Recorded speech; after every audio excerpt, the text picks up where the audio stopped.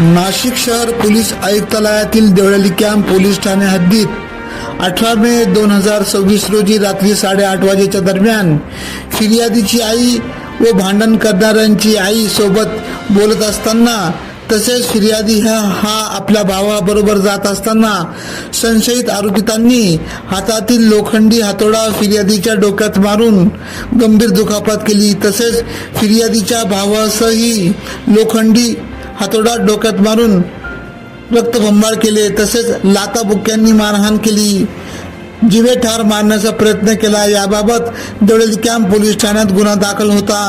याबाबतचा तपास चतुर बिरबल असे सहाय्यक पोलीस उपनिरीक्षक गुलाब सोनार व प्रदीप नन्नावरे यांना गोपनीय माहिती मिळाली।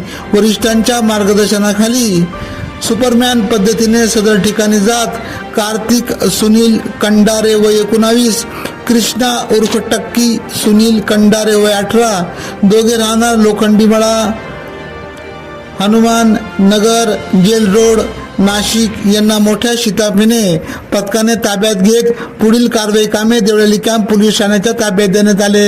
सदरची कामगिरी गुन्हे शाखा युनिट क्रमांक 2 चे प्रभारी अधिकारी सहाय्यक पोलीस निरीक्षक श्री हेमंत तोडकर, पोलीस उपनिरीक्षक मुख्तार खान पठाण, सहाय्यक पोलीस उपनिरीक्षक गुलाब सोनार, पोलीस हवालदार प्रदीप नन्नावरे, वाल्मिक चव्हाण, प्रवीण वानखेडे आदींनी केली।